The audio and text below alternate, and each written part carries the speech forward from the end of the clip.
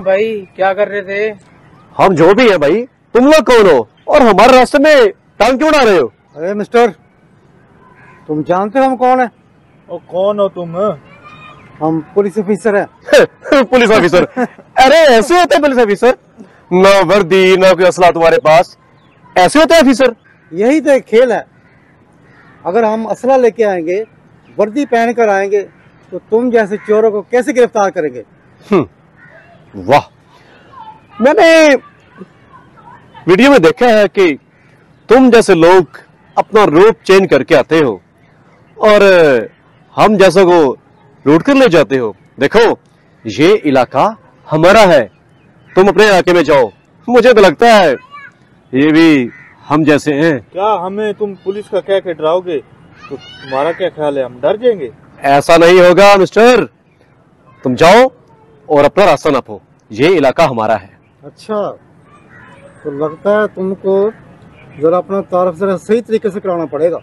अरे कौन सा तारीफ कराओगे तुम? तुम जैसे बड़े आए।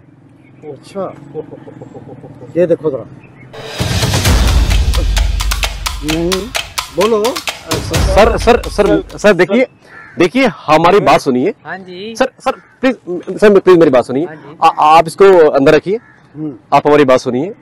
देखिए तुम्हारी सुन रहे हैं। देखिए, आप जैसा समझ रहे हैं हम बिल्कुल वैसे नहीं है। और कैसे? यकीन जानिए कि ये सब कुछ बस एक वैसे मजाक था। वो जंग लगा हुआ था, वो उतार रहे। असल में ये तो भलाई कर रहे असल थे। में ये मुबारक भाई मोटर मैकेनिक हैं, तो हमें उन्होंने कहा है कि जाके मोटर को खोल कर लाओ और उसको सही करके दो। और ऐसी कोई बात नहीं है, आप मुझे हमें गलत समझ रहे हैं। अच्छा, ये मोटर को जंग लगा हुआ था? जी साहब। तो अब तुम सफाई करने के लिए आए थे? जी साहब। तुम्हारी सफाई तो हम करते हैं। चलो साहब, हम साहब सच बोल रहे हैं। साहब, आप हमारी बात पर यकीन कीजिए, ऐसा बिल्कुल नहीं है सर। ठीक है सर देखे, हमारे छोटे छोटे बच्चे हैं। बात तो सुनिए, लेके चलते हैं वहाँ पे। बात तो सुने सर। सर तो ये बताओ, किसके लिए काम करते हो तुम? साहब, आपसे हमने कहा ना कि हम किसी के लिए काम नहीं करते, हम तो मोटर मैकेनिक हैं और यकीन जानिए कि हम काम करने आए थे। ऐसा हमारा, यकीन जानिए ऐसा हमारा कोई इरादा नहीं था। बताओ ना यार इनको। ये ठीक कह रहा है सर, हमने आपको बताया कि हम चोरी वोरी नहीं कर रहे। वैसे शक्ल तो तुम मुझे पढ़े लिखे नौजवान लगते हो। क्यों करते हो ऐसे काम? साहब, आपको हमारी बात पर यकीन क्यों नहीं आ रहा? देखिए, ठीक है साहब, अगर आपको पता चल ही गया तो मैं सब कुछ सच बोलने के लिए तैयार हूं। देखो मिस्टर, नहीं यार, सब कुछ बताना पड़ेगा, क्योंकि अब तो हम रंगे हाथों गिरफ्तार हो गए हैं। क्या बोल रहे हो? बोलो, क्या करें? कुछ नहीं साहब, अब मैं आपको जो कुछ भी है। देखो मिस्टर, हम तो जंग उतारने आए थे यार। तुम्हारा जंग भी उतर जाता है। देखो मिस्टर, एक मिनट खामोश। अगर तुमने सब कुछ सच सच बता दिया ना, हम तुम्हारे साथ तो बात करेंगे। ठीक है साहब, बात यह है कि हम बहुत मजबूर थे साहब, बहुत मजबूर थे। यकीन जानिए कि हम बहुत मजबूर थे। हमने जानबूझकर कभी ऐसा नहीं किया कि हम कोई चोरी करें या किसी का लॉस करें। मैं पढ़ा लिखा हूं, एमए मेरी तालीम है, काम नहीं था मेरे पास। वैसे मुझे एक बात बताओ, क्यों करते हो ऐसा काम? तो क्या करूं साहब, क्या करूं मैं? बोलिए, क्या करूं? मैं अपनी डिग्रियां लेकर मैं जहां भी गया, जिस दर पर भी गया, सबने मुझे यही कहा, रिश्वत सिफारिश, रिश्वत सिफारिश। कहां से लाऊं मैं, कहां से लाऊं मैं रिश्वत, कहां से लाऊं मैं सिफारिश? आप ही बोलिए साहब।